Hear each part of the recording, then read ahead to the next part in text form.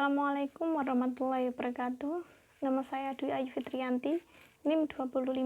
Saya akan menjelaskan mengenai fatwa DSN MUI tentang hawalah. Hawalah biasa disebut dengan intikal atau perpindahan.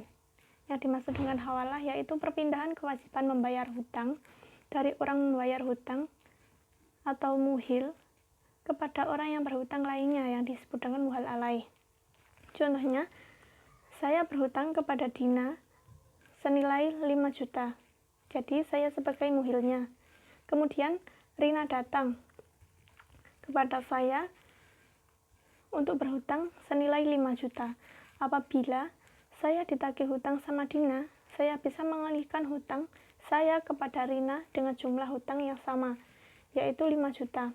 Di sini saya sebagai muhilnya dan Rina sebagai muhal alaihnya. Atau contoh lain, misalnya saya menjual barang saya kepada si A seharga 2 juta. Ternyata belum lama saya membutuhkan uang tersebut dan si A tidak bisa membayar langsung secara tunai. Sedangkan saya membutuhkan uang tersebut secepatnya. Maka saya pindahkan piutang saya kepada orang yang lebih mampu.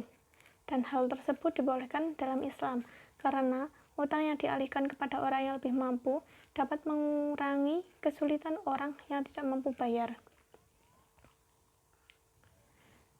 Dewan Syariah Nasional setelah menimbang A.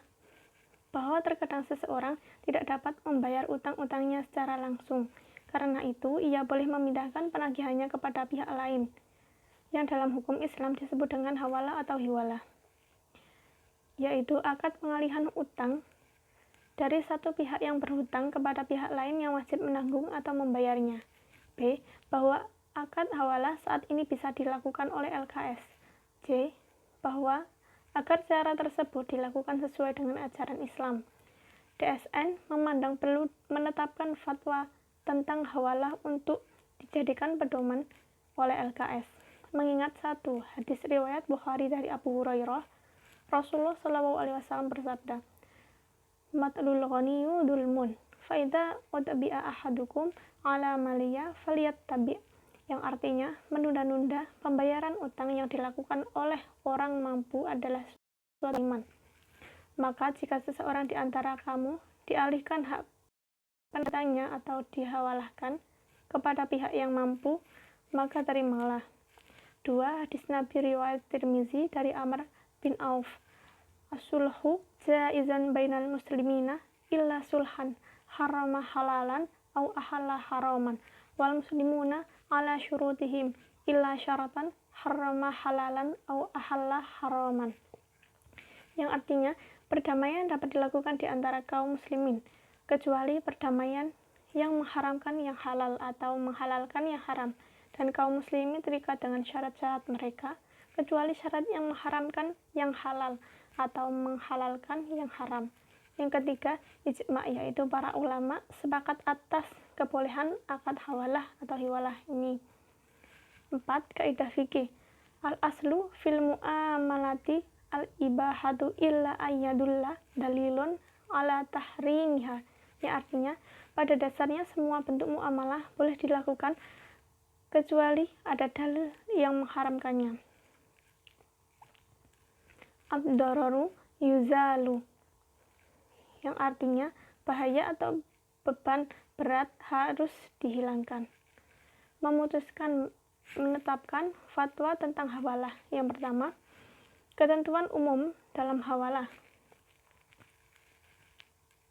Rukun hawalah harus ada muhil, yaitu orang yang berhutang dan sekaligus berpiutang. Yang kedua, muhal atau muhtal, yaitu orang berpiutang kepada muhil. Yang ketiga, muhal alaih, yaitu orang yang berhutang kepada muhil dan wajib membayar utang kepada muhtal. Yang keempat, muhal bih, yaitu utang muhil kepada muhtal. Yang terakhir, sigot atau ijab kabul, yaitu serah terima.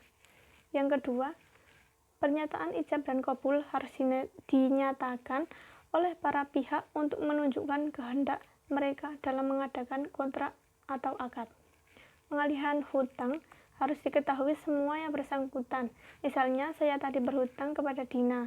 sedangkan saya tidak bisa membayarnya dan akan saya alihkan hutang saya kepada Rina, tetapi Rina juga harus menyetujuinya. Yang ketiga, akad dituangkan secara tertulis melalui korespondensi atau menggunakan cara-cara komunikasi modern. Korespondensi di sini yaitu suatu aktivitas penyampaian maksud melalui surat dari satu pihak ke pihak lain.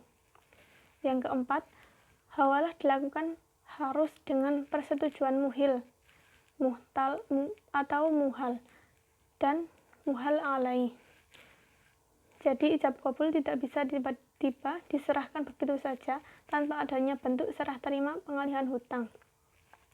Yang kelima, kedudukan dan kewajiban para pihak harus dinyatakan dalam akad secara tegas. Yang keenam, jika transaksi hawalah telah dilakukan, pihak-pihak yang terlibat hanyalah muhtal dan muhal alaih, dan hak penagihan muhal berpindah kepada muhal alaih. Jika sudah dialihkan hutangnya, maka para pihak yang terlibat dalam hutang piutang hanyalah muhal dan muhal alaih, dan hak penagihan hutang muhal berpindah kepada muhal alaih. Yang kedua, jika salah satu pihak tidak menunaikan kewajibannya atau jika terjadi perselisihan di antara pihak, maka penyelesaiannya dilakukan melalui badan arbitrasi syariah setelah tidak tercapai kesepakatan melalui musyawarah. Hiwalah sendiri terdiri dari dua bentuk, yaitu satu, perpindahan hutang dari muhal ke muhal alaih. Yang kedua, perpindahan piutang dari muhal alaih ke muhal. Sekian dari saya. Apabila ada kesalahan, saya mohon maaf. Semoga dapat difahami. Wassalamualaikum warahmatullahi wabarakatuh.